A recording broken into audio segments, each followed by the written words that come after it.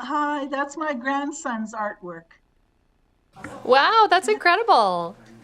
Yeah, you should see it close up. He's a genius.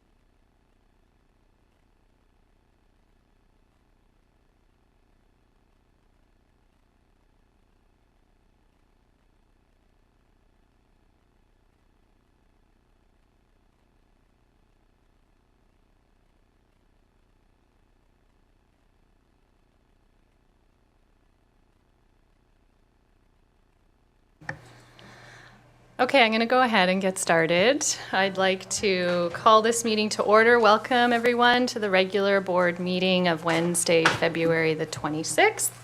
I'd like to start by recognizing that we are on the unceded territories of the Cowichan, Malahat, Subasit, Halalt, Penelakut, Staminas, Layaxin, Pauquichin, Dididot, and Pachidot nations who have stewarded these lands for thousands of years, and we are very grateful. I also, just before we get into the business, I wanted to just make one remark. This board supported me in taking a course on Monday called Robert's Rules and Responsible Governance. And I just wanted to bring a little bit of wisdom from Eli Mina to start our meeting, which is his suggested board responsibilities. So may we all be here present in body and spirit, listen and learn with an open mind, share our dissenting views when needed, commit to making judicious and informed decisions, and function well as a team. So that's my intention for all of us today. And with that, I'll go to Mr. Robbins. Good afternoon, everybody. I'm not sure if somebody heeded me, but they've given me a new camera angle, so I got the better angle. So thank you, IT, for doing that. It's your good side. You look marvelous. Chair, just at the approval, just a couple of changes. We do have a report, one recommendation coming up from Committee Whole from earlier today, plus you have a piece of correspondence that we'll place under item 7 that was previously distributed electronically to directors. That was from Carrie Talbot and Roger Southern. And in addition, the committee has referred to the board closed session 2 items, CSR 1, which would go under the Community Charter, Section 90, subsection 1K negotiations. Also referred was CSR 2, that subsection from the Community Charter 1E with respect to acquisition and or disposition of land. Those are the changes that I've noted. I look for a motion to approve the agenda as amended, moved and seconded. All those in favor? Any opposed? Motion carries. Mr. Robbins. I'm going to move you right through to Section 2, adoption of minutes. Recommendation that the minutes of the regular board meeting of February 12th, 2025 be adopted. Any errors or omissions? Look for a motion to adopt, moved by Director Abbott, seconded by Director Callio. All those in favor? Any opposed? Motion carries. And moving to your public input period. Public input. We welcome members of the public to come and provide us with some input. We have 15 minutes available with 3 minutes per speaker. You're allowed to speak on any item on the agenda, excluding items that are or have been the subject of a public hearing. Your input is very valued and appreciated, and we request that input is presented in a friendly and respectful manner. Your cooperation in maintaining a safe and respectful environment is greatly appreciated. So I'd welcome any member of the public that would like to provide input, approach the podium, push the button on the bottom of the microphone, and then just share your name and where you're from. My name is Jane Kilthey, Speaking to item CR2RA, Re the Wessex Ravine Stairs. I've lived on Pritchard Road in Cowichan Bay, a half block from the ravine, for 24 years. I led the team that created the Cowichan Estuary Nature Centre and chaired its board for 12 years. I've closely monitored our herons for 2 decades, including watching them relocate their nests from the upper to the lower ravine 20 years ago after a developer cleared trees right up to their nests, exposing them to predation. I advocated for a designated development permit area at their new location. My daughter grew up watching the herons and is now a bird biologist. Over the 20 years the heronry's been in this location, there have been many discussions with CVRD and provincial bird biologists about a stairway to guide walkers down the east side of the Wessex Ravine to Cowichan Bay Road, a generous, safe distance from the trees on the west side where the herons nest. I was excited when the construction of the stairs began last fall to make it both easier and safer for families to walk down to the 2 parks on the water and to the village, and safer for the herons. People on the stairs will be on the far side of the ravine and visible to the herons, who are acclimated to humans as a neutral visible presence. Without the stairs, people now continue to bushwhack their own trails in the undergrowth, often right under the herons' nests, startling herons off their nests, believing that there's a predator there, exposing their chicks to eagle predation and potential nest abandonment. This is still happening. The stairs, with added educational signage about why people need to stay on them, will protect them from disturbance and predation. Before construction on the stairs began, Director Abbott, Cowichan Tribes biologist Tim Koczynski, and I did a site visit, climbing the east side of the ravine where the stairs are now being completed, observing the activity of the herons on their nests, feeding their young, and paying no attention to us. Tim commented on the resilience of the heronry and of the many salmon pit tags found on the forest floor after they dispersed in August, showing how successfully they're feeding their families.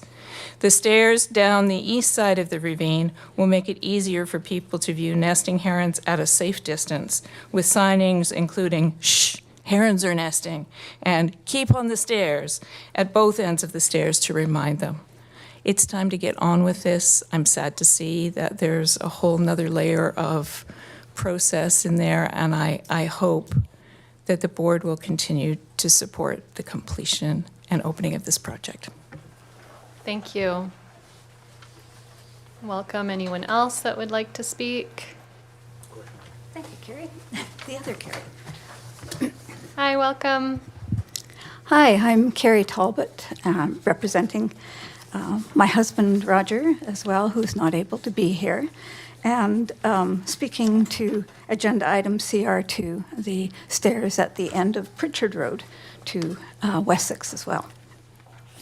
Jane has actually mentioned quite a few items I have on my little list.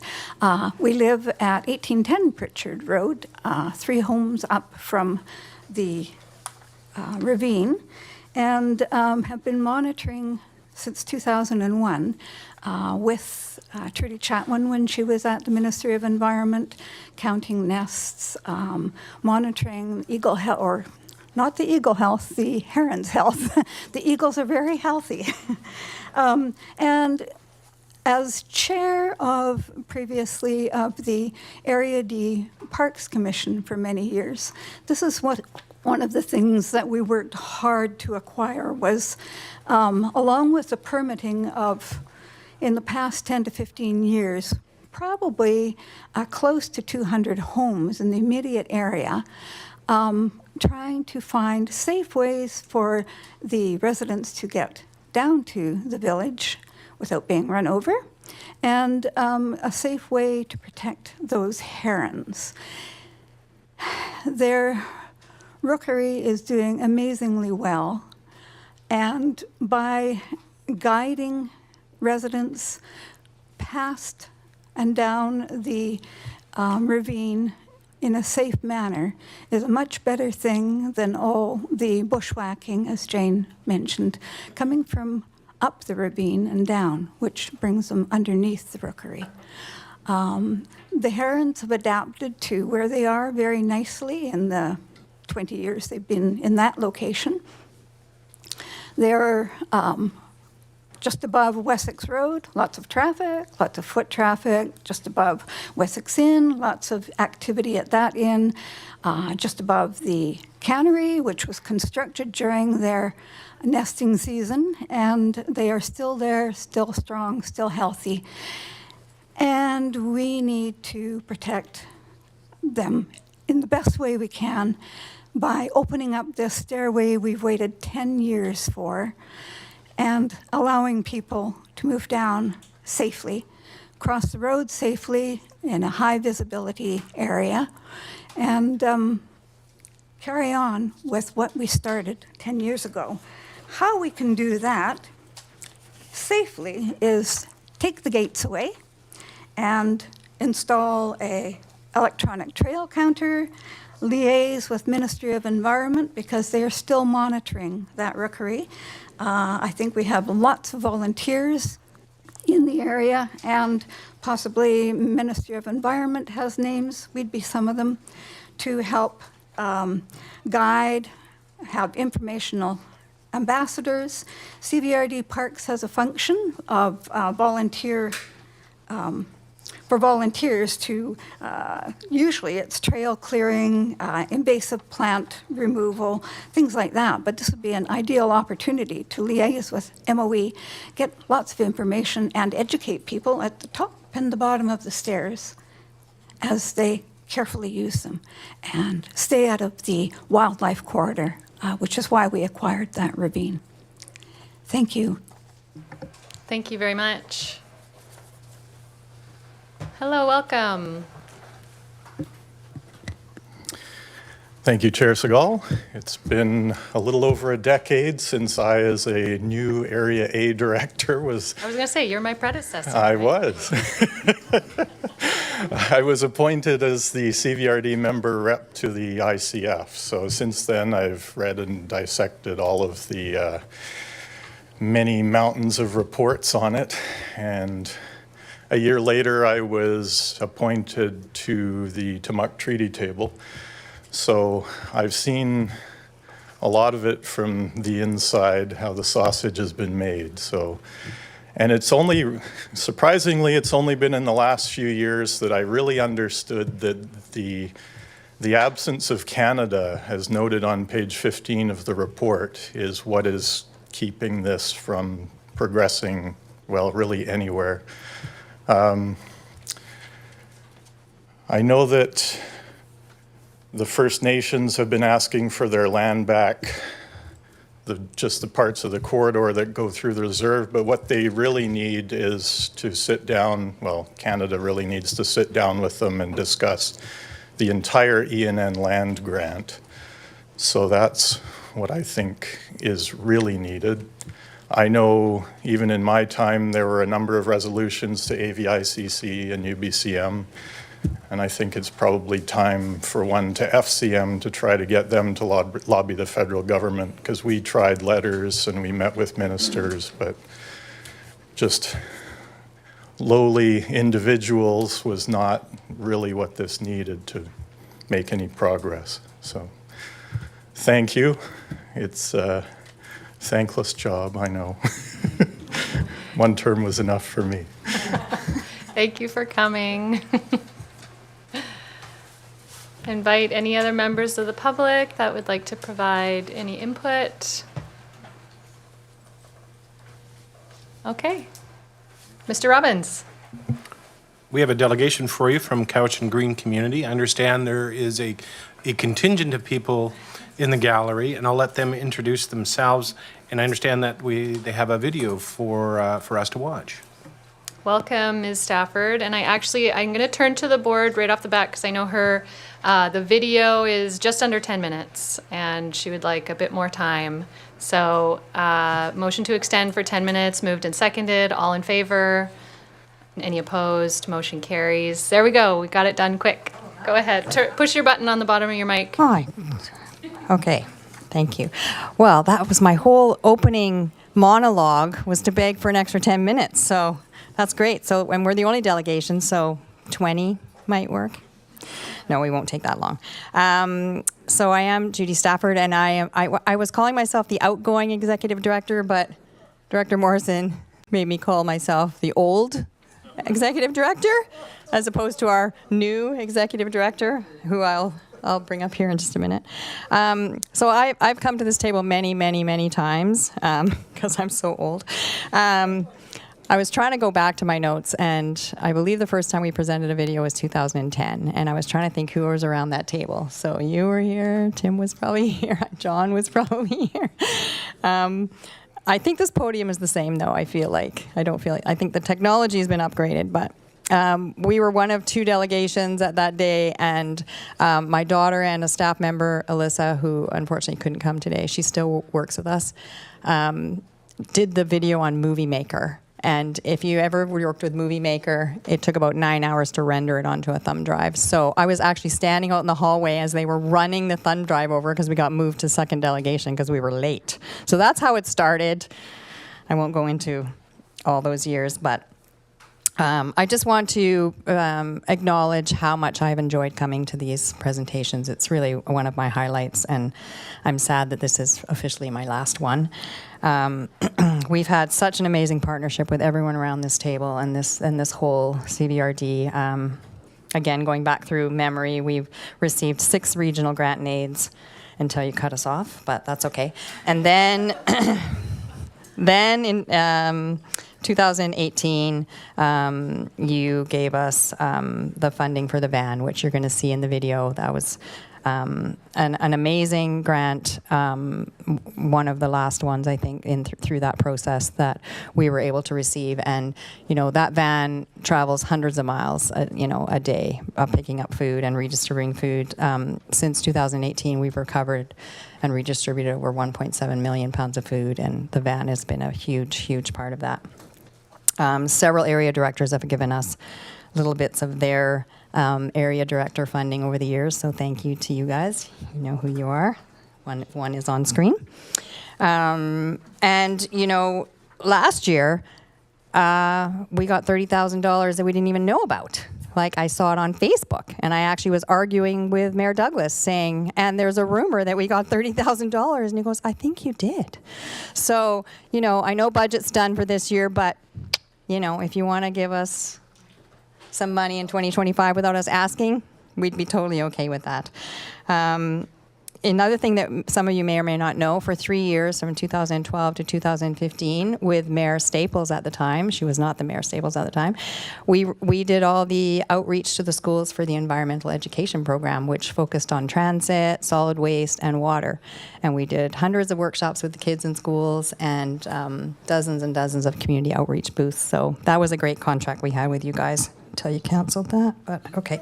So you also were our financial partners with the Ministry of Agriculture, which allowed us to accept $800,000 to start the food hub. So without that partnership, we would not have been able to accept that money. That wraps up March 31st, so you will be off the hook for that soon. And I also sat on the Environment Committee for 4 years, 2011 and 2015, and the Agriculture Committee from 2012 to 2015. And also we partner several times with Economic Development Cowichan with projects that we worked on together, funding we've received through them, and I was happy to see that food security is part of the ECDEV plan. So I just really wanted to acknowledge this strong partnership. Really thank you all for your commitment to food security and agriculture in the region, especially with all the craziness that's going on in the world right now, which we won't get into. I think local agriculture and food security is really, really an important topic. And, we're here. We have, lots of capacity and very keen staff and board. And I hope that we can work together to help feed our community. I do also want to acknowledge that we do have staff here, and as well we have some board of directors here. And I just want to quickly, before we show the video, if Vanessa would like to come up and say a few words and say hi to everybody. The new as opposed to the old. Thank Thank you, Judy, for the introduction. And thank you for having Couch and Green Community here as a delegation. As Judy noted, my name is Vanessa Data, and I'll say I'm the inbound executive director as we're sharing the role while we're going through this transition phase until early May. I'm going to keep my notes here short, as I know everyone wants to see the video, but I just wanted to express how delighted I am to be back working in the Couch and community in this capacity. For those around the room that I haven't met in person yet, from 2011 to 2016, I worked as a coordinator at Couch and Green Community. And every year, part of my job was to come to the CBRD and other local government as part of these presentation delegations, as well as to present information and stats on food security trends and concerns and projects in the Cowichan region. So in this capacity as executive director, I'm really delighted to be back and looking forward to the coming months and years working together in collaboration around food security in our community. So thank you. This is where my technology limitations come. There you go. You got it. Okay, thank you very much. You do that. Director Morrison says it's going to work.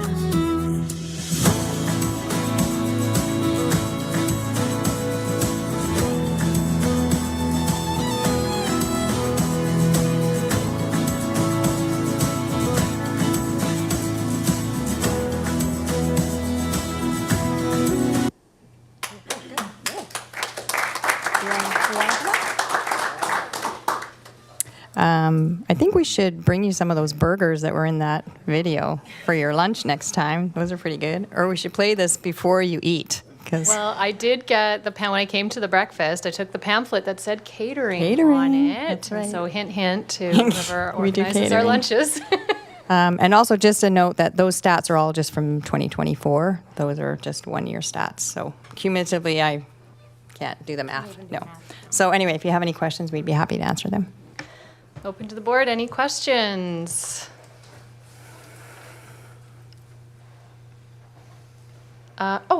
It's a good thing I have the screen. Director McGonigal. Thank you.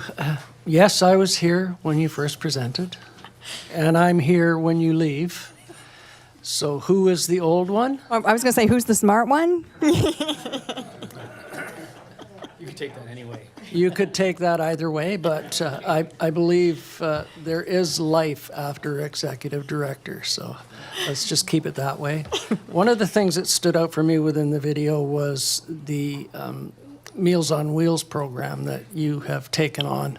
And there was a lack of that service within the West Cowichan area, for instance, that has been fulfilled by yourselves to accommodate the needs of those who are house-born and who are unable to get out and do that. So I raise my hands to your organization for taking that on.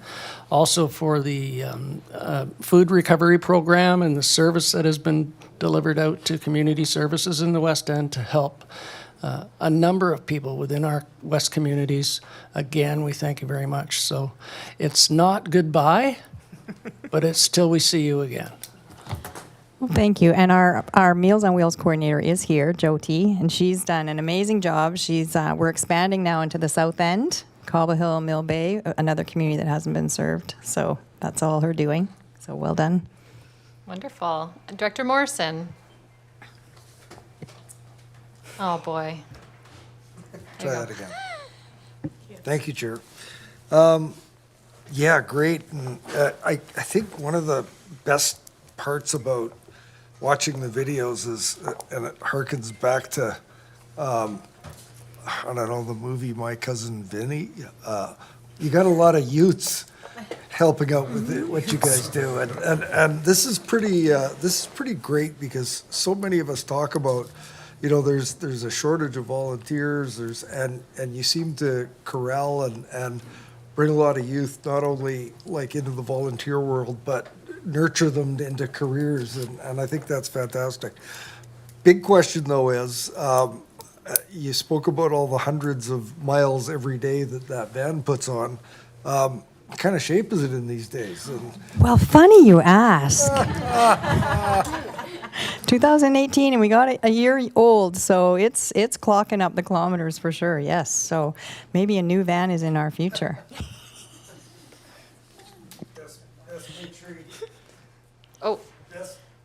make sure you get that request in early. Thanks. I'll tell the new ED that. Okay, I've got Director Nicholson and then Deck online. Thank you. I just want to say I'm going to really miss you. Judy, you've done an amazing job. You know, it's a really solid foundation that's really broad on the food security front, and I just would really like to see the CVRD step up and help a lot more on food security because I think we really all depend on it. Yeah, I welcome the young people that are taking over. It's so great.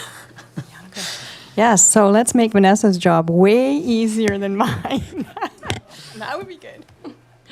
Thank you. Director Deck. Thank you. I just want to say that I'm constantly, oh shoot, I wasn't going to cry, but I think I will anyway. Yeah. Constantly astounded by the incredible work you do and how impactful it is. My husband and I just recently joined Meals on the Ground, and the thank yous, the smiles, the full tummies that we see, we work on Friday nights, and it just, it's gratifying work, but also it's so important to feed these folks. I don't know what the Valley would do without you folks, all of you. So from the bottom of my heart, and I just want to say thank you. Thank you. Thanks, Karen. Anybody else? You did the golden buzzer last time. Yeah. That golden buzzer joke is not going to get old. I take that to my grave. So thank you so much. For those of you who weren't here, got the golden buzzer last year, so can't top that. But thank you all so much. And I look forward to hearing lots of good news in the future. Thank you. Thank you so much, Judy. And I think, so much gratitude for the work that you do. Food security, food sovereignty, and the work that you do to help feed the most vulnerable in our communities, I think is exactly one of the number one things that local government should be investing in, social enterprise like that. So we have a strategic planning session check-in that we're having soon, and so it's a great time for you to bring this delegation. So thank you again for coming, and keep doing the great work that you're doing. Thanks again.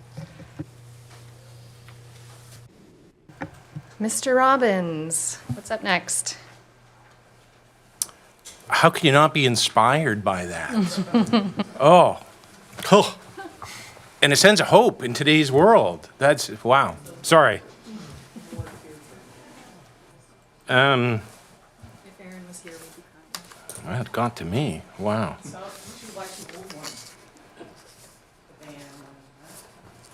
I'm inspired. I have a lot of hope in the world.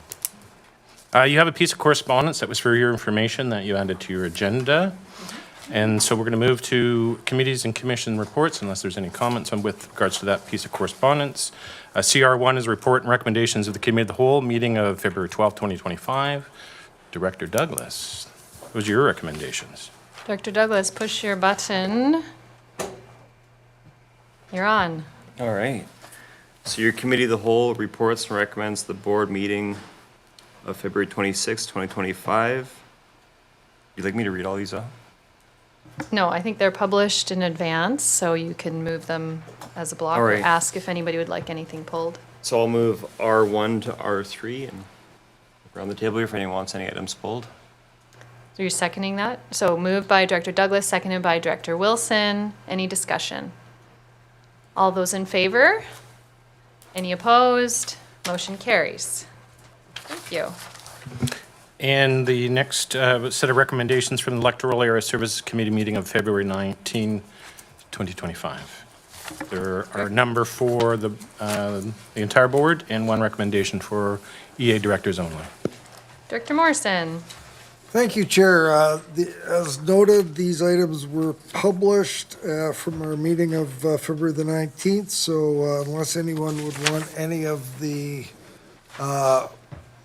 items pulled through to R4, which are for all directors, I would move Oh, sorry. Director Nicholson? Director Nicholson, which item would you like pulled? R4? So I would move C1, R2, R3 for now. Moved by Director Morrison, seconded by Director McClinton. Any discussion? All those in favor? Any opposed? Motion's carry. And item R4, I would move that item. Moved by Director Morrison, seconded by Director Abbott. Any discussion? Push your button and then you're good. Thank you. So I'm pretty nervous about this. We received a letter from the province saying that they're very concerned about this situation, and I particularly am not comfortable with the motion that we have before us. I am going to vote against it because it relies on implementing mitigation strategies in real time, and I would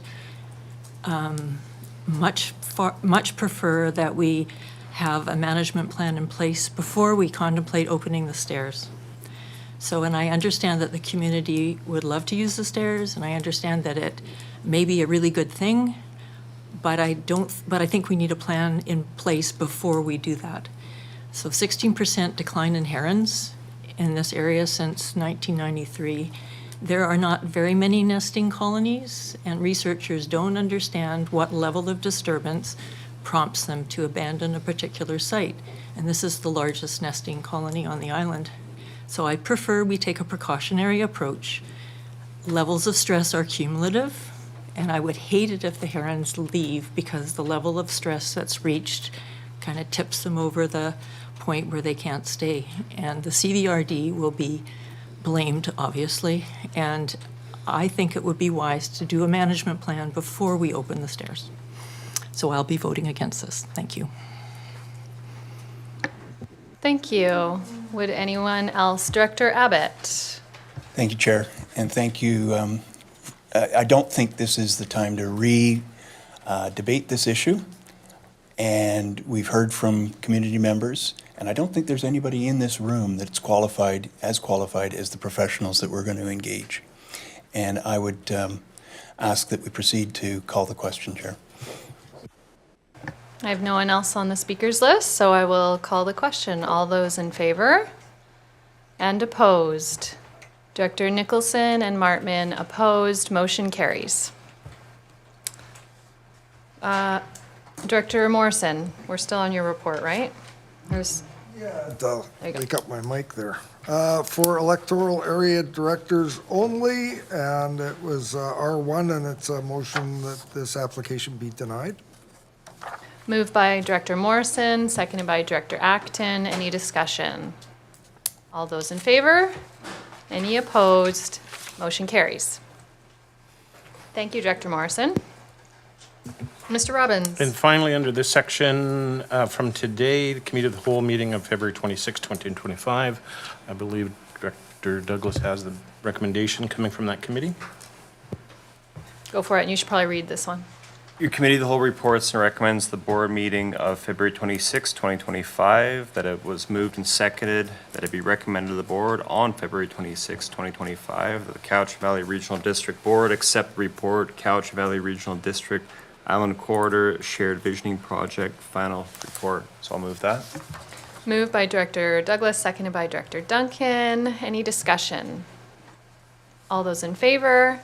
Any opposed? Motion carries.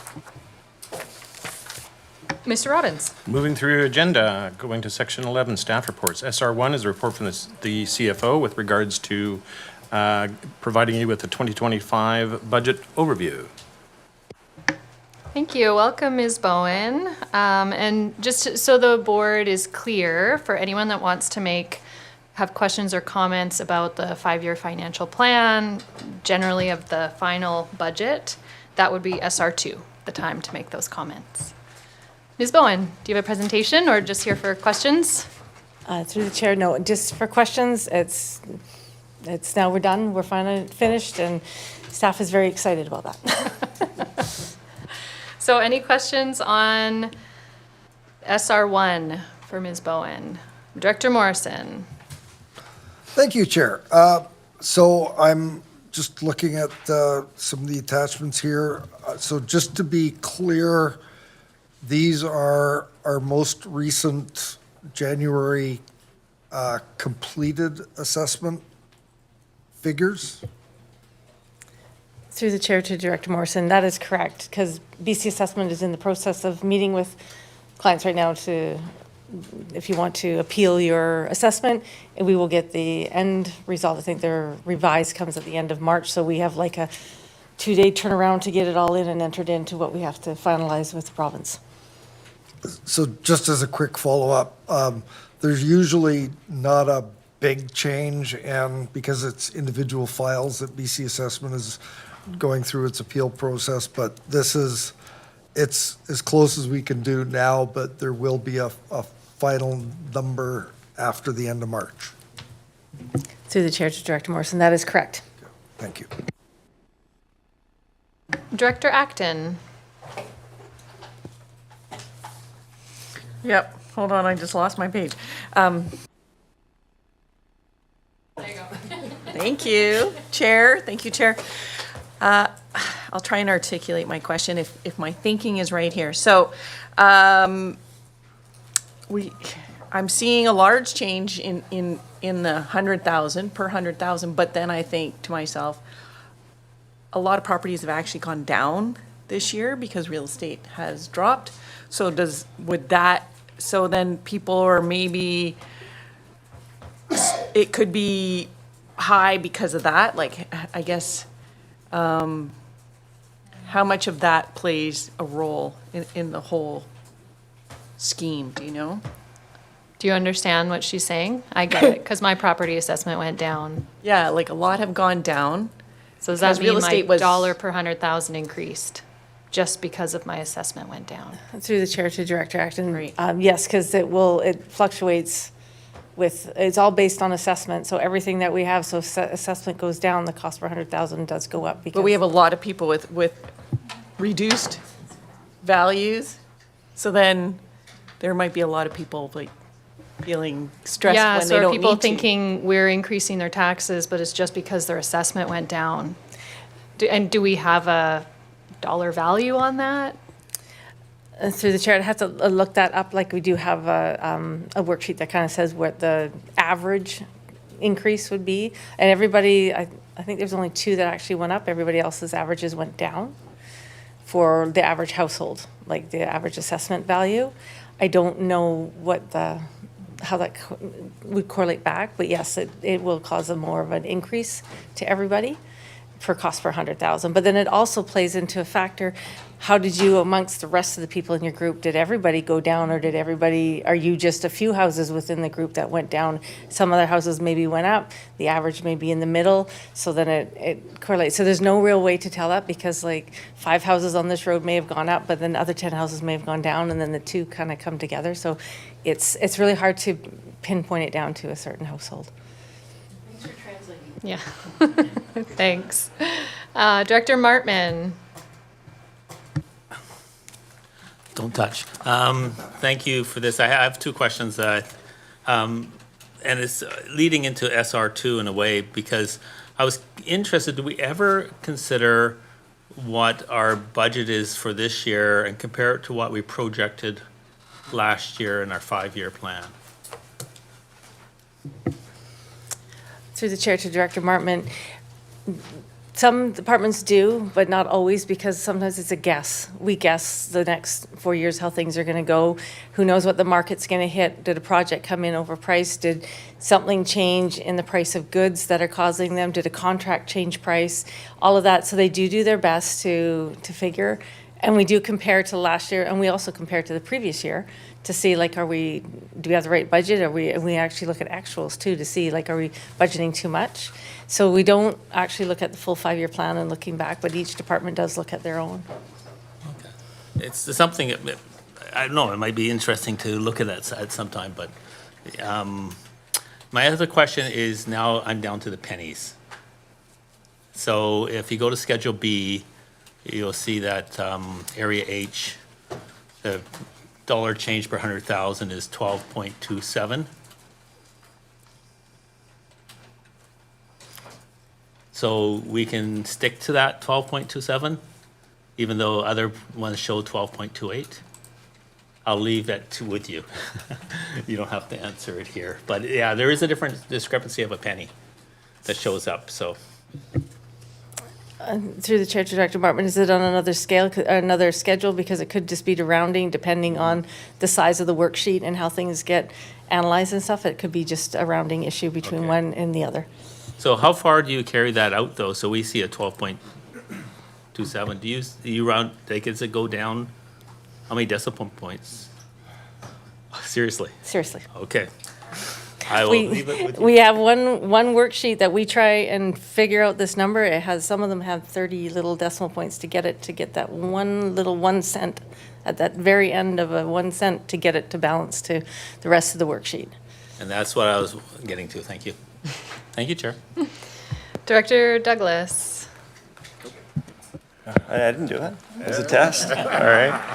Close. Just in terms of the question of what the tax increase per 100,000 of assessed value translates into for the average home. What I found particularly helpful was on the materials staff prepared online, which included Schedule E that does have that breakdown by average for the average household, and it includes that breakdown by electoral area and municipality, and even for North Cowichan, it's got the north end of North Cowichan and the south end, which is particularly helpful. But it also shows the tax increase, or in some cases decrease, by function as well. Thanks. Thank you. Oh, my speakers list is growing. Director Wilson. Thank you, Chair. I'm not sure whether this is under the next one or this one. I'm looking at Schedule A, the summary of the 5-year financial plan. That's in SR2, I think, isn't it? Okay, I will pass. Thank you. I'm going to go to Director McClinton before Acton for second round. Thank you, Chair. I'll be quick. I just, as always, just want to take a minute to thank you for all the hard work putting this budget together and getting it to this point, and the rest of the staff. We're a fickle bunch, and this was a good budget process, and I just appreciate all this. And I've gone through this. I don't have any questions, and I think that's a testament to the work you guys have done. Thank you. Thank you. Director Acton. Thank you, Chair. I know we tried really hard for this budget, and we had some like unexpected things happening, and staff did a great job and have been working really hard on this. But except I've been sitting here for I can see the year over year from 2018, and I've been here since then, or maybe somewhere in there, and it's always been a challenge, and it's really a snowball that just keeps growing. And like, I don't want to disrespect anyone, but so I looked for Area Bs, and it's gone up 38% since then. And I know people's incomes haven't gone up that much, and it's just not sustainable. And so I know that all local governments struggle with this, but it's intertwined with everything, with affordable housing, with, we just saw the green community, like people being able to afford to feed themselves, elderly being able to move into care or assisted living somehow. And it's just so much. So if Area B is to continue to grow by 40% over the next 8 years, it's just not, I can't see that our communities people in our community can continue to live here. So that's it. Thank you. Director Morrison. Thank you. So just looking to, this is more along the lines of the communication and what's current and what we can take from today if we happen to pass the bylaws. I look at is it Schedule G, I think, is the average per home. Hang on, let me find it here. I've got it open here. There we go. Anyways, what is current as of today on our website that we can point to? I just want to know that if I post information or direct individual taxpayers, because we know that there will be an article in the newspaper that will have numbers that don't apply to anyone in the regional district. But if we want to be able to at least give our residents a flavor of what they can expect as far as an average home in our electoral area, we do have that schedule for average home tax impact. Are those accurate as of today's information? Through the chair to Director Morrison, those are correct. That is correct. So all of the schedules have been updated. It is all the individual functions that have not. So like if you click on function 100, that hasn't been updated with everything yet because that's the more time-consuming part. The schedules come right out of the same giant spreadsheet that we work with, so we can just pull them right out and get them updated at the same time. So as soon as we get the revised rule, that will be updated as well, and I'll send that note out to you as a board to let you know when that has been done. And then next week, if this gets passed today, we will be working on updating the rest of it and having the whole website up to date. And just as a follow-up, I'd spoken with you previously about a change in assessments. Have we actually created a schedule for that yet, or are you still working on that? Through the chair to Director Morrison, we have yours ready. We can send it out to you. And we can adjust everybody else's. It was one of those ones because it's part of the spreadsheet. And what we did is we took schedule, it's no longer Schedule I, but it used to be Schedule I, and we kind of give a pull out for like 5 years, so you can see each year how things change between all your classes, between what's residential, what's commercial, and how that trend has changed over the years. So that's something that we're updating, and we can get those out to you guys. Thank you. Okay, and see nobody else on the speakers list. Should we move on to SR2?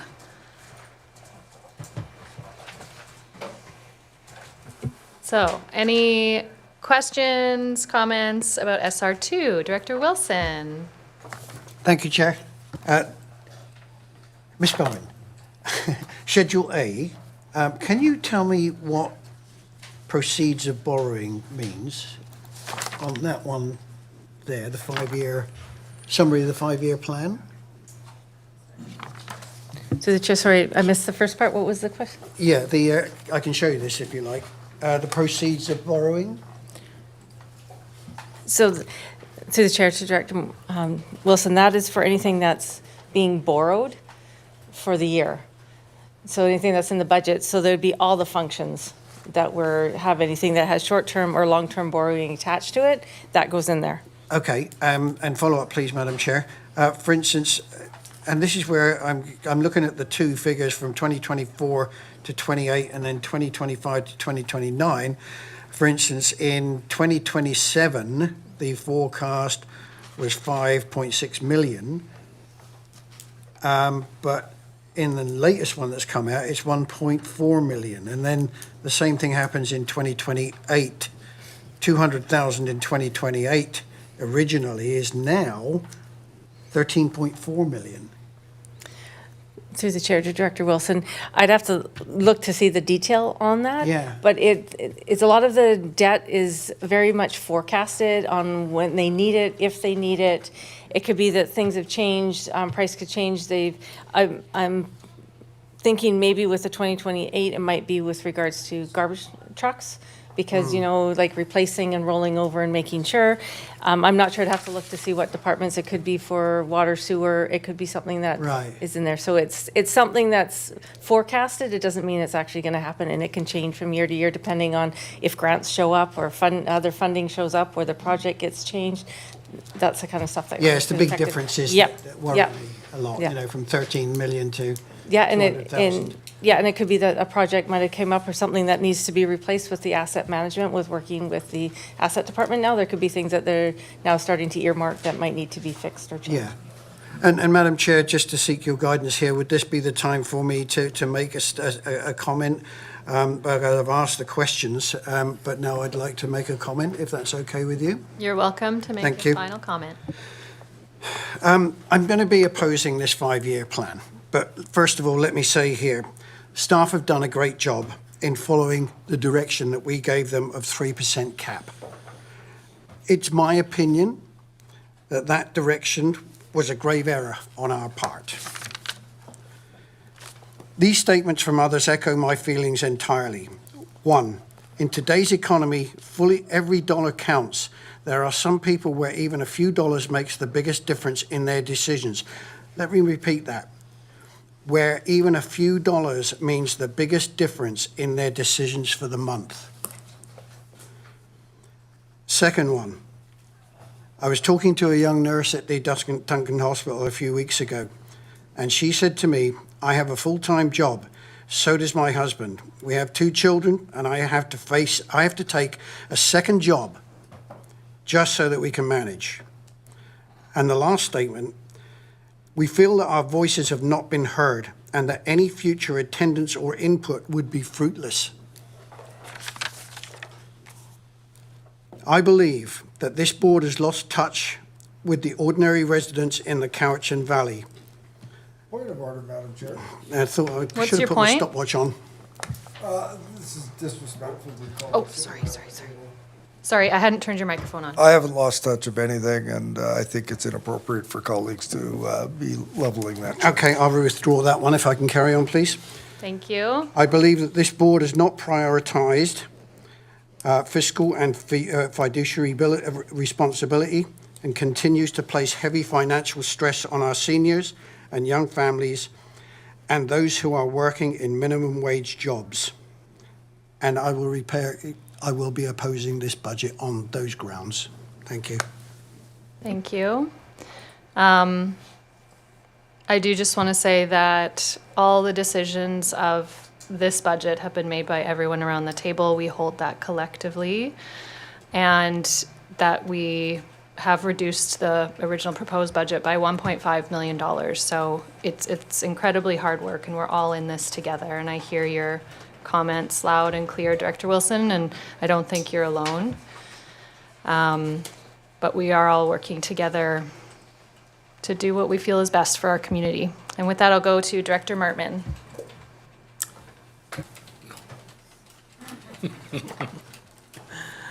And thank you for all the work. And I think another colleague told me that I sometimes get a little bit like a pit bull on some of these items, and so I'm going to turn your attention to curbs. What? Terrier. A terrier, sorry. That which is a pit bull, by the way, Staffordshire. Turn your collect to function 1515 in the 5-year plan, because I'm really trying to understand how you would come up with the numbers. Because in 2025, if the fees and charges are 4.6 million roughly, and my understanding is there's about 14,000 households, which comes roughly to $330 per household, which is the fees and charges of 2025. But next year, the fees and charges are about 3.7 million, which comes out to $363 per household. And it stays under 300 for the next 4 years. But I don't think our fee is changing. I think our fee stays at $345 per household. So I'm trying to understand how the 5-year plan is actually built using those numbers. Or I'm just not understanding the 5-year plan. Through the chair to Director Marmon, I will try my best, since this budget does belong to solid waste. So in the budget, with analysis and talking with finance and working out how many doing an audit, as you would say, there's actually 14, like they figure 14,000 homes. The budget's going out for the rest of the 5-year plans was less than the 14,000. They did 2025 reevaluated, but they're still auditing, and so it should be 14,000 homes, not, so it does work out to the 345. Because it's less, I'd have to look at it, but it's going to be, the 3.7 isn't the right amount. It actually will be more for years going forward, because it will be 14,000 homes at the 345. Right, but if I do that math, then you're back up to the 4.7 million, not the 3.7 million for next year for fees and charges. So is this 5-year plan, if that's just one item of many of all the different functions, and I'm noticing $1 million difference, So- shouldn't it be like, yeah? To the chair, to the Director Martin, I'll have to look at it, because the 5-year plan, technically, yes, we do have a 5-year plan, but technically, we only have a 1-year budget. Right. So the 5-year plans are done on forecast estimates. Things change every year. They were done at a time, and then we didn't go back and update the full 5 years after everything had been said and done with the amounts being changed. I'd have to check in with Ms. Sardi about that. She may have used a lower rate, because at the time when that was done, you guys were still discussing what up to the 345, and those changes would have been made at that time. So then that's something I'd have to look back with her. Okay, I'll let the bone go. Thank you. Director McGonigal. Thank you, Chair. It's always a difficult decision when you've done the process of the budget discussion around the table. You've tried your best to mitigate the increases to the best of your ability. Some may argue on one side for reductions, other for increases. And then you throw in the political atmosphere of our neighbors to the south and what could transpire should some of the orders be followed through on the residents that we represent. And you look to see how, if at all, you could mitigate our position to help in the sustainability of households. When I look at the budgets and I see Ladysmith as the largest increase within the regional district, and I see the town of Lake Cowichan as the second largest, who only participate in 11 functions. And we know the majority of that is within the regional recreation model, and we own that as a board.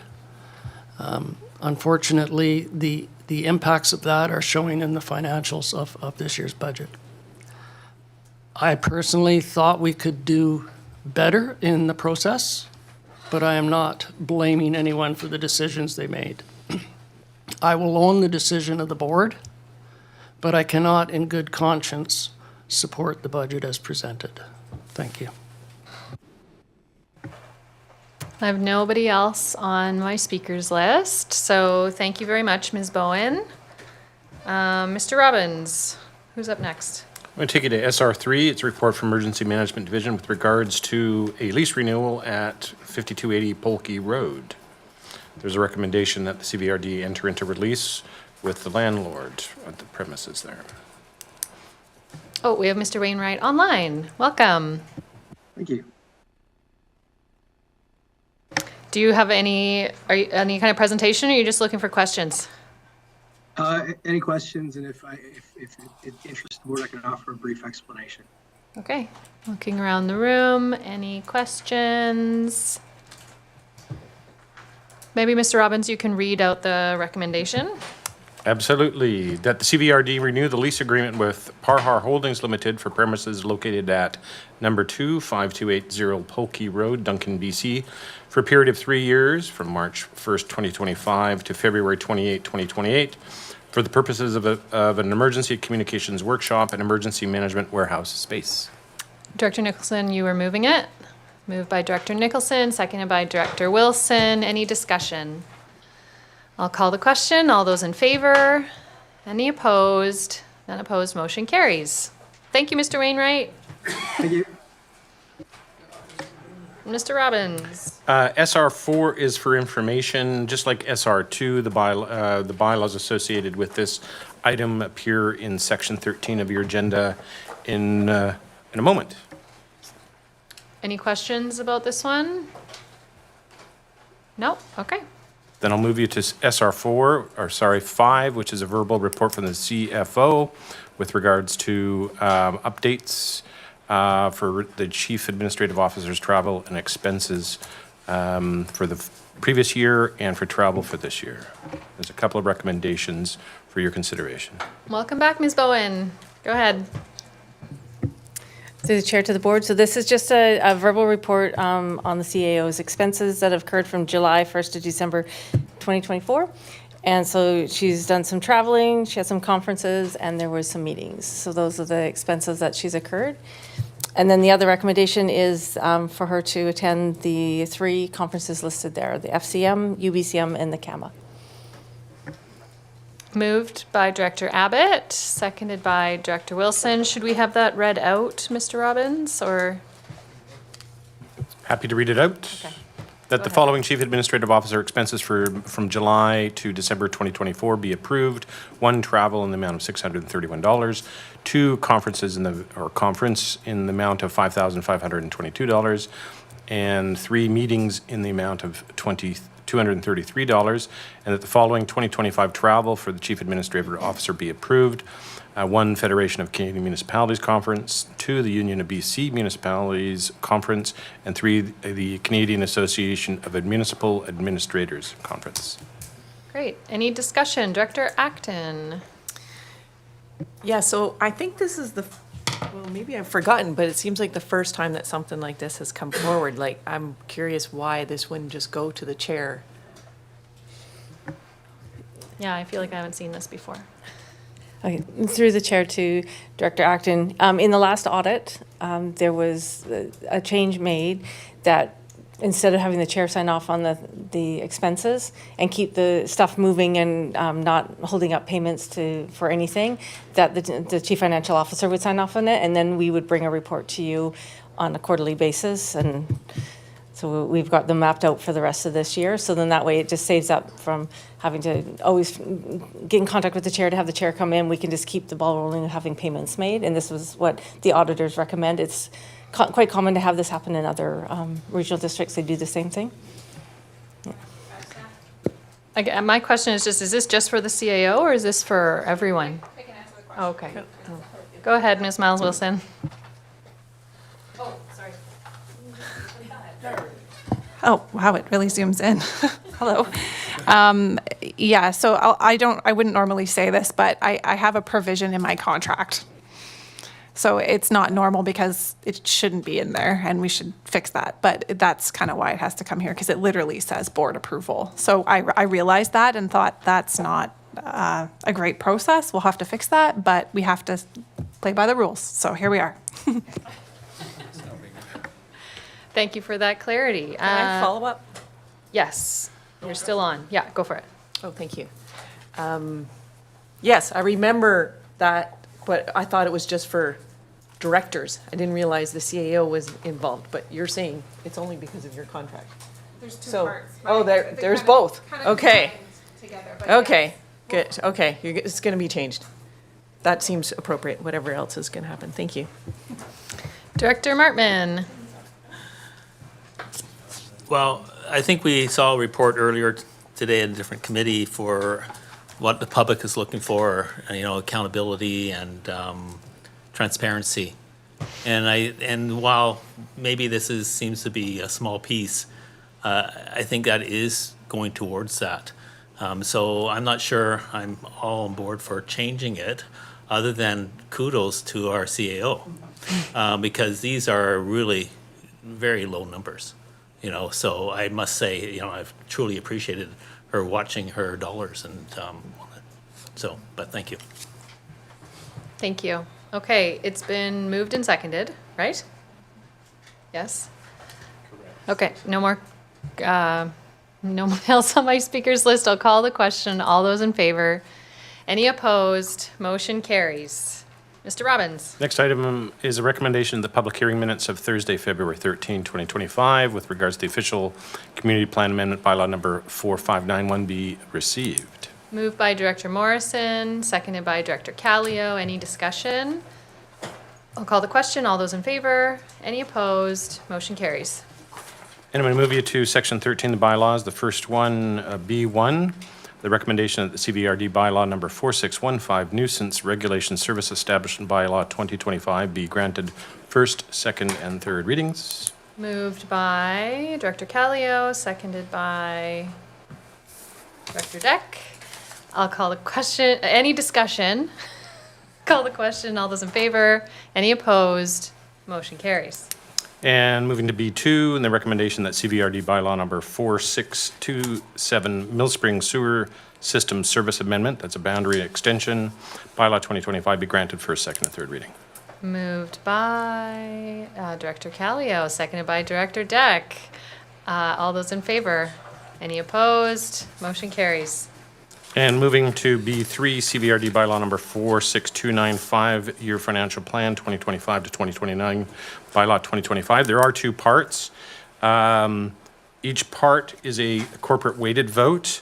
For the adoption at the same meeting, it's a corporate weighted vote plus 2/3 majority as well for the adoption of the bylaw in the same meeting. So the first recommendation that CVRD bylaw number 46295 of your financial plan 2025 to 2029, bylaw 2025 be granted first, second, and third reading. Moved by Director Morrison, seconded by Director Istash. Any discussion? All those in favor? And opposed? We'll just record the opposed? Yes, please. Director McClinton and Wilson and McGonigal.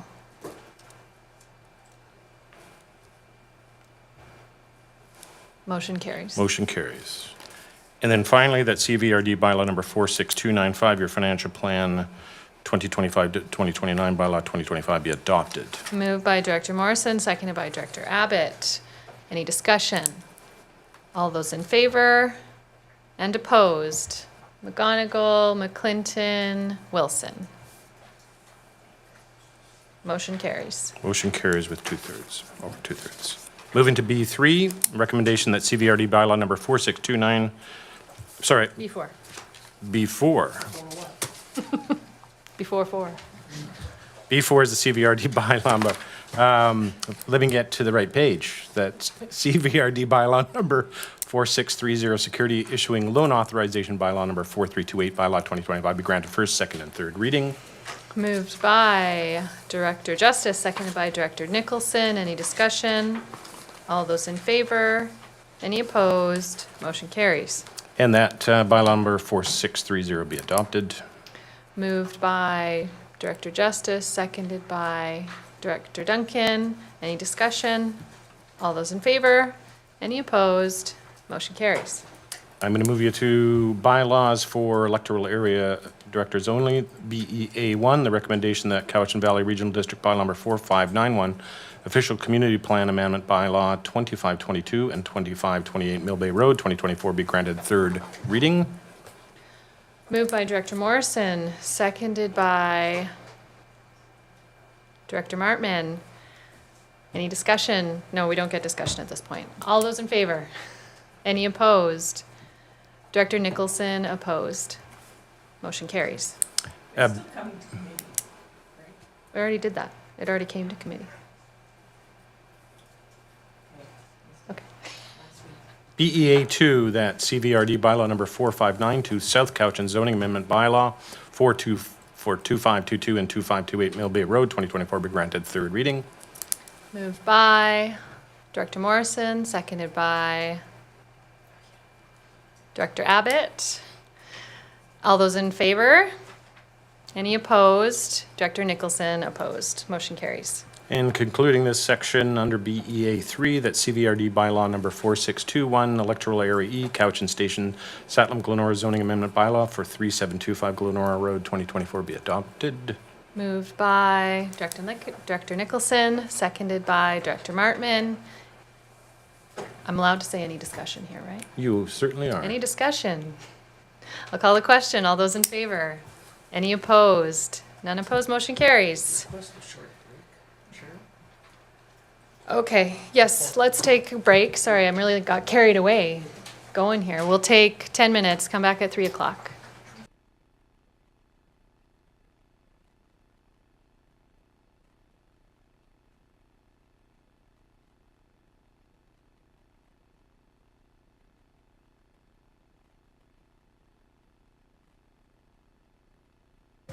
Welcome back. Okay, we're moving on to notice of motion.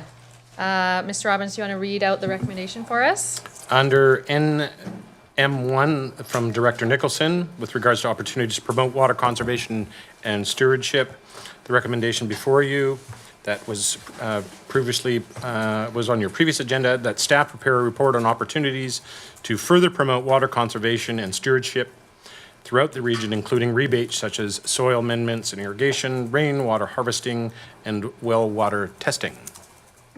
So Director Nicholson, you are moving that? Yeah, moving that. Is there a seconder? Seconded by Director Martman. Any discussion? Director Nicholson. I will just quickly speak to it. As you can see in your package, you got a copy of the letter we got from the Cowichan Bay Improvement District, who are no longer feeling comfortable issuing water licenses for developments, which had me thinking. I mean, I have been struggling with the Cook Silo watershed water scarcity issues for many years now, obviously. And I'm seeing more concern around the region about water conservation. And from my perspective, a lot of water is about having a water culture. And I think we would be wise to start thinking seriously about a campaign about water conservation and water stewardship. About 10 years ago, I know the Cowichan Watershed Board did quite a bit of work in this area. I remember seeing Phil Kent and the Water Woman in the parade. And I think we made strides. And then the CVRD, for a couple of years, did some water-wise communications quite heavily in the community. But ironically, I don't think since we adopted the Drinking Water Watershed Protection Program, I don't think we've had a really well-planned and delivered water campaign. So I think a cultural shift is needed, and people need to understand where their water comes from and that it's not limitless, and they need to take care of it. So I spent time checking out other regional districts, what they're doing, and most of them have rebate programs that are really geared towards residential. And as far as residential water use goes, the two issues are, of course, if you have a well, you need to understand your well and how well it produces and the quality of water. That's very important. And if you're on a water system, then your biggest use is usually in the garden. So the more that you can capture rainwater from your roofs to use, and to make sure you've got good irrigation systems and soil, amend your soil well, you can really do a lot to save water.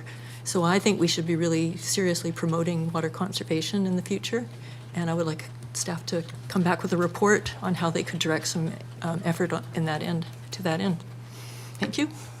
Thank you. Director Martman.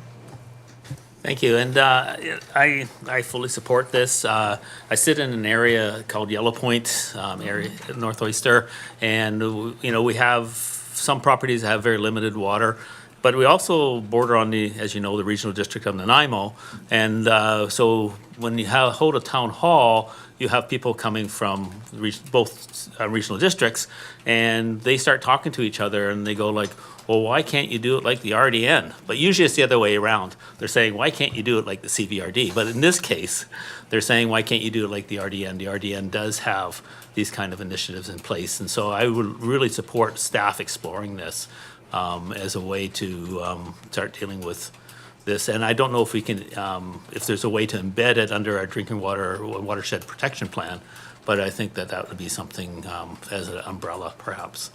Thank you. Thank you. Director Morrison. Thank you, Chair. Of course, water's really important. The idea of conservation is important. We are, over the years, there's been a lot of information brought forward,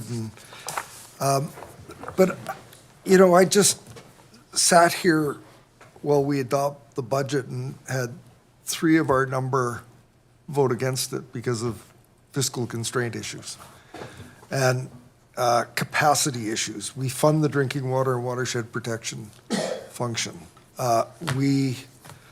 Water is a provincial jurisdiction. They license it. They are essentially responsible for it. And, we've done initiatives around wood stove rebates, and we continue to do that sort of thing, usually with funding from other orders of government. So I'm looking at this, and I know that this has been discussed before because we have the ability to fund this sort of thing through the services that we have in CVRD water systems. They can dedicate some of their budgets to it so that there's a net benefit to our water systems. But are we then therefore going into doing work on behalf of individual private well holders where there is no fiscal responsibility? So I'm raising these questions because if this is a provincial jurisdiction, just because other regional districts are doing it, does that mean we should be? And that hasn't been answered yet, and we're looking at options. Are we who is going to pay for this? And yeah, I guess it's just a staff report at this point, but how many times have we gone down a road and then realized after we've gone and had the staff report and had options presented to us, have we then gone, ooh, but should we have gone down this road in the first place anyways? So I'm raising that because we haven't this hasn't been a priority initially in this term in corporate strategic planning to go to this depth. And I'm asking the question, just because we can, doesn't mean we should. Thank you. Thank you. Director Abbott. Thank you, Chair. And I'd like to thank the director for bringing this initiative forward, if only that it's laudable that we should be worrying about water conservation. And Director Nicholson also brought forward the damning letter that came through from my improvement district in my area from my immediate neighbor that is more or less a moratorium on any further development in Cowichan Bay. If you're not hooked up to the Lambourne water system, which is run by the CVRD, you invariably get hooked up to the Cowichan Bay Waterworks, which have no more connections. The silver lining is Cowichan Bay Waterworks is now micro-analyzing where there are leaks in the system. There's a lot of initiatives. I live right next door to the chair who wrote this letter, Calvin Slade. Calvin Slade's family is all about drill well, who punch most of the wells in this area. It's not even an option. If you're on the bench in Cowichan Bay, you can't drill into and get satisfactory water. It's too saline. So, in effect, Cowichan Bay has kind of maxed out until we find water. So while I agree with Director Morrison, if this is going to be another cost that's not really in our wheelhouse, I'd be cautious. But practicality suggests let's preserve water. Let's figure out how to harvest water that's pouring down at this time of year. Hold it at the lake. I have a pond, but it's a seasonal pond. It'll go dry just about the same minute I need water. So it's nice that the director's keeping this top of mind. Thank you. Director Wilson. Thank you, Chair. Every time I hear it's not our responsibility, in this particular case, it is. Because without this particular asset, we're not going to be here for very much longer. But so in this particular case, in answer to one of the things, because we can, in this particular case, yes, we should. And I'll be supporting the motion on this one. Thank you. I do notice staff hovering around. Would you like to weigh in? I still have Director McClinton on the list. Go ahead, Mr. Postings. Push the button, yeah. We don't push, you push. I push, thank you. Just a general comment before, there's our manager of environmental services has provided some updates, and I just wanted to pass along that in relation to water conservation, there is a number of actions that are part of the Drinking Water and Watershed Protection Program. We have just recently hired a staff person that started in January, and one of the initiatives is relating to the conversation that's having around the table here. Mr. Moore did report to the board regarding conservation as well as Drinking Water Watershed Protection Program. I think it was back can't remember the exact date, it's not written here, but not a few months ago. And so a number of these activities are underway, and it'll be reported back to the board shortly. So certainly if the board wishes to provide this direction, that is certainly the choice of the board there.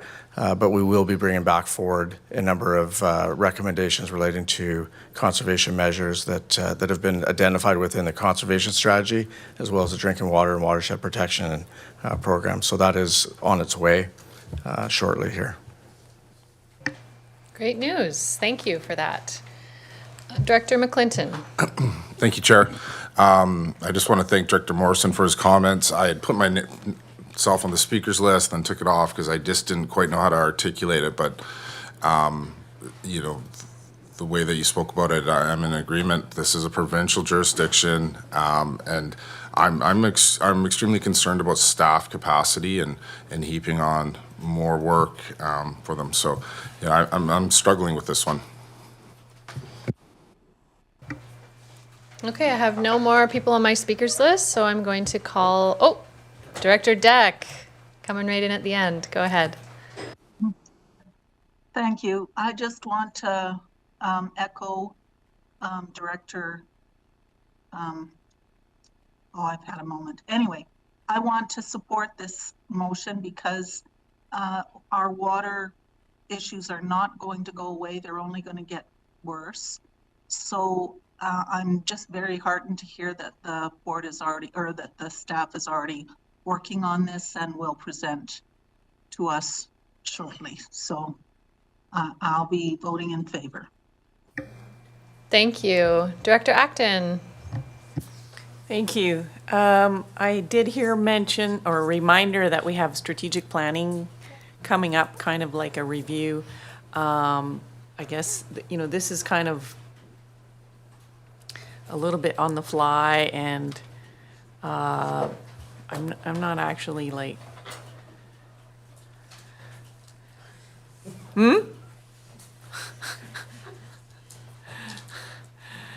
like, if it's work that's already coming, and like, so I think, why don't we park this conversation, because it feels like a really divided thing, and people are talking about money. We don't know about how much we're talking about or anything. So maybe this is something we could talk about further in our strategic planning, and then we know how we want to fund it and everything else. Just a suggestion.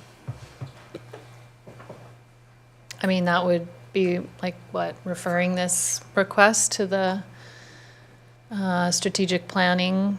Do you want to make that motion? Sure. Oh, I think sorry.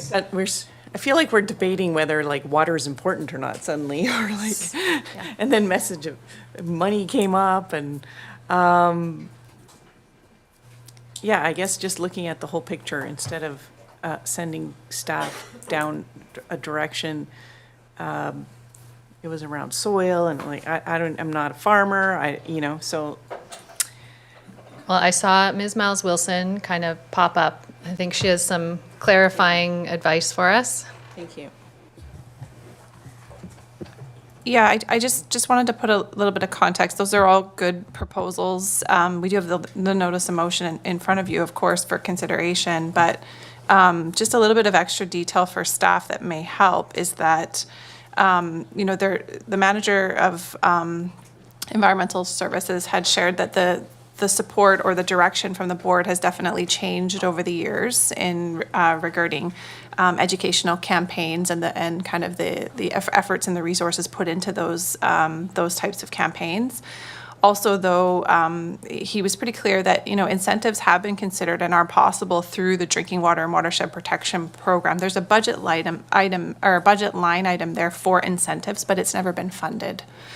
So any kind of work into that may look at how you kind of repurpose your program funds, or maybe potentially look at a budget discussion for this coming year. But I think that our Deputy CEO mentioned just a moment ago that there are some reports coming forwards. We do have the strategic planning section. Those are both possible opportunities to dig into this item a little bit deeper as well. I just wanted to provide that additional information. So I guess my question, would this notice of motion create extra staff work, or that work is already it's just gonna dovetail and support the work that is coming back to this table? So in consultation with staff about this, as it was, the notice was put forward 2 weeks ago, obviously it's being read here today. So staff were generally supportive of looking into this. There wasn't a concern. There was more of it is possible. We might have to move some items around, or potentially be looking at a budgetary discussion as well. But it's work that's already woven into the work plans that they have. It just hasn't necessarily been the highest priority. So I don't think that staff have a concern about moving forwards with it, if that's kind of what's being considered here. where it moves forward. You can put the notice of motion and we'll bring it back in a report, and potentially it will be a revision to the one that's already in the works. Yeah, okay. So I turn back to the board and Director Acton. Did you want to make that referral or just let it stand? Yeah. Okay, Director McClinton, you're done? Okay, Director Martman. Thank you. And I guess I just thank you whoever created these. Because if you look at objective strategic 3 and 8, I don't know how you're going to update the workshop at a workshop to change those things, because it's pretty clear in there that this could fall under those two. And that's why it's part of a work plan, and it's in there already, I think. And maybe this would, if they've heard the questions that you're asking, and maybe this is a time to maybe embed some of those answers to those questions, because I think those are important questions to ask. What's the cost? What would we get from this? So I think there's a lot of alignment here to getting something in front of us to make some decisions around. And I think that's what is up on the table right now. Thank you. Thank you. Okay, no more speakers on my list. I feel like we're all ready to call that question. All those in favor? Any opposed? None opposed. Motion carries. Thank you, Director Nicholson. Then we move on to our next notice of motion. Mr. Robbins, could you read that out? Notice of motion previously on your agenda from Director Abbott with regards to direction for staff to explore CBRD response to mitigate the potential impact of new and anticipated USA tariffs, and the recommendation that staff be directed to explore CVRD response to mitigate the potential impact of new and anticipated USA tariffs on Canadian imported goods and services by seeking options to support the procurement of products and services from Canadian sources and or from other U.S. tariff-affected countries wherever and whenever possible and practicable. So Director Abbott, you're moving that. I would move that and comment on it if I may. You've got a seconder from Director Duncan. Go ahead. I'd like to briefly comment because there's a rather lengthy rationale that I've already provided. But anecdotally, this is an initiative that's being taken up across Canada by consumers, by the average person, by municipalities, and throughout. There are commitments that this regional district already has. That has to be borne in mind. Like the previous notice of motion, staff are already taking measures. And like has already been, that cost effectiveness has to be borne in the process, that we don't cause a year from now to see double-digit price increases based on this type of a motion.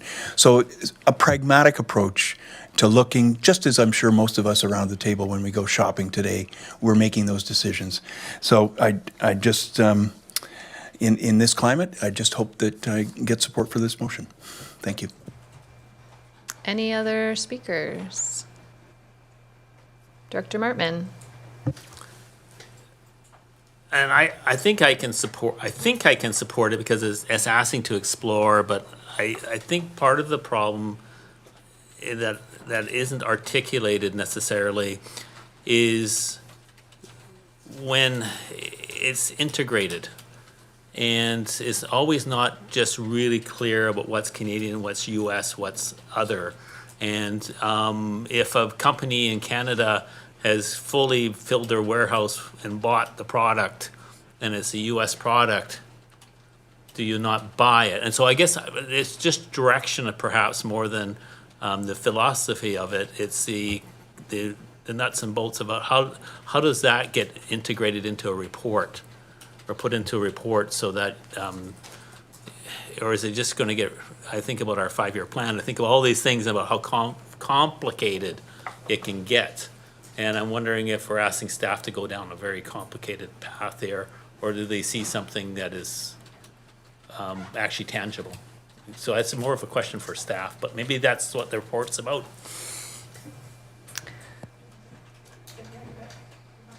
The staff want to comment right now? Go ahead. Is that Ms. Bowen? Yeah. Yes. Through the chair, I will try my best, because we were just talking about this at SMT. We've been talking with our procurement manager. She has been talking with her group here in BC about the different tariffs and that. There's a lot of things to weigh here, because as a CFO, I have to weigh tax dollars. I have to ensure that I am getting the best value for our tax dollars and not going into double digits for items, but also making sure that we are buying local, buying Canadian first, trying to do all those things. So we have been doing some work on this already, pulling some information about what other local governments are already doing or what they brought in. Some of them are getting legal advice on the process because there's trade agreements that we are already part of that we have to follow, and all of that needs to come into play with this. So we can bring something together. It might take us a little bit to get it together, but we've already been working with SMT on this particular subject. Director Morrison. Almost pressed the button. Yeah, thank you, Director Abbott. And, I think it's important for us to think about the fact that, the tariffs aren't here yet.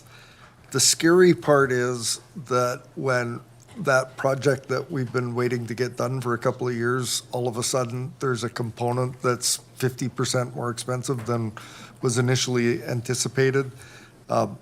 That's the part that's going to throw work plans and best laid plans awry. And I can report that at a Bisocial Canada Zoom meeting in the last 10 days, this was the number one topic of discussion. And from cities like Toronto, the GTA, right through to other small communities, everybody's really concerned about this, especially for capital spending.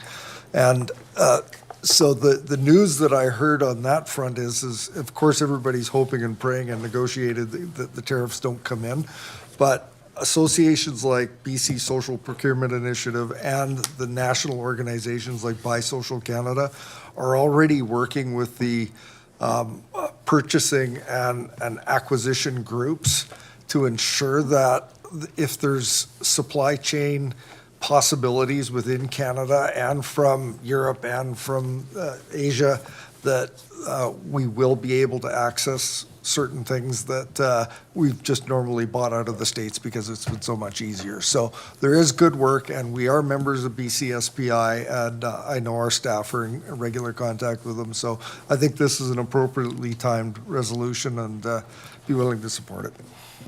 Thank you. Director Wilson. Thank you, Chair. I can't support this one either. It's and with all due respect to our staff here, even senior members of the federal government are floundering as to what to do about this. So asking our staff to look into something of this complexity may be well above the level of expertise or even time that they have to look at it. So I can't support this one. Thank you. Oops, thank you. Director Callio. Thank you, Chair.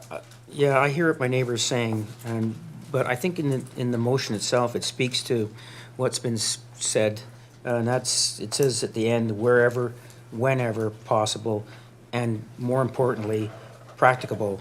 So that means if it's not practicable, if it's too expensive, it's going to cost the CVRD too much money, then I think that the staff would probably make the decision or maybe come to the board table to have a look and see if it actually is worth it to move forward with that kind of an idea. And you know what? I can thank our friend over in Washington there, Mr. Trump, he's created the best buy local program that we could have ever asked for.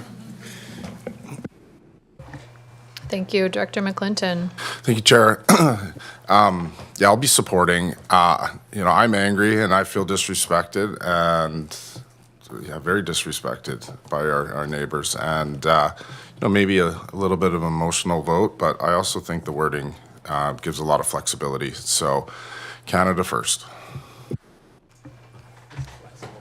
Director Duncan. Oops, sorry, I pushed the wrong button. Oh, boy. Oh. Oh my God, what's happening? coming. There. There it is. Thank you, Chair. The other thing that's not included in here is the exchange rate, which is terrible right now, too. So we have to consider that as well. Okay, as I'm snacking away here. No more discussion. I'm going to call a question. All those in favor? Any opposed? None opposed. Motion carries. Thank you, Director Abbott. Mr. Robbins. Going to move you to question period. Welcome, Ms. Bernard. Thank you for staying through the marathon. Welcome. Thank you, Chair Segal. Earlier today, we heard an inspiring... Sorry, can I just get everyone to pay attention to our questioner? Thank you. Earlier today, we heard an inspiring presentation from the Cowichan Green community. And my question is regarding advice for scaling that type of work, especially from the people here who may have been involved in launching in a legacy way what they have created today. So my question is, there's a group of us who are looking to involve youth in our neck of the woods, and we've identified a piece of land that I believe is under CVRD jurisdiction because it's where our old community hall used to sit, and I believe that's part of CVRD Parks now. So what can you recommend as a plan of action to be able to move these goals and dreams forward? And I know that we have our area director at our disposal, but I'm wondering too, like I said, the legacy nature of this, that there might be people here with that sort of community gardening background who could guide us in this work. That's a question. I would suggest you reach out to the CGC because they seem to be the experts in starting and expanding and doing Okay. that work with government funding. Without overloading the transition process they're undergoing. Yeah. We're specifically looking CVRD, like what do we need to do to tick the boxes? That's my follow-up for that. To tick the boxes to get funding towards something? Permission. The Rotary clubs and service clubs can raise money, but yeah, permission. That sounds like a staff question. It does, yeah. Boxes to tick. I'm Yeah. the head in the sky vision for community, but Maybe an boxes to offline tick follow-up. is staff, yeah. Yeah, okay. My second question, if there's time remaining, is regarding Director Abbott's notice of motion number 2, and it's related to our solid waste situation because we currently have a contract to Washington State to ship all of our garbage there, and I'm not seeing any other answers. I mean, it's not exactly an import thing, but really, is there, Director Segal, help me out here. Is there any indication that we have a plan B? Yeah, we're definitely aware. That's Okay. jumped on the radar as soon as tariff was mentioned. Okay. And staff are definitely looking into all the options we Okay. have if a tariff comes to reality and affects the garbage that we're sending. So not only cost per tonnage, but also where does it go? Yep. Yeah, okay. What will be my follow-up is what will be the follow-up for that, for public communication? Maybe, yeah, I'd have again. to get back to you. Yeah. Yeah. Much appreciated. Yeah, we yeah. share the same concerns as you, and our staff are also, resident taxpayers. So, yep, we're on the same page. Okay. Thank you. Thank you. Okay, so we're going to recess. Wait. Okay, I'm going to look to the board. We have a couple of options. So we do have a hospital board that we have to do, but we also have a significant closed section, which involves a number of staff. So there's been a recommendation to just continue with our closed and do the hospital board after, which involves less staff staying late. So, We do have a committee in the whole close. and yeah, which has all been moved to the board closed. Excellent. So, Mr. Robbins, will you read our closed session motion that we need?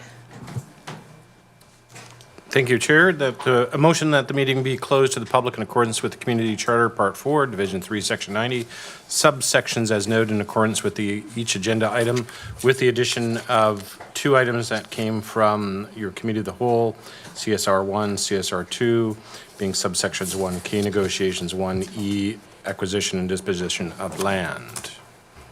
Moved by Director Morrison, seconded by Director McGonigal. All those in favor? Any opposed?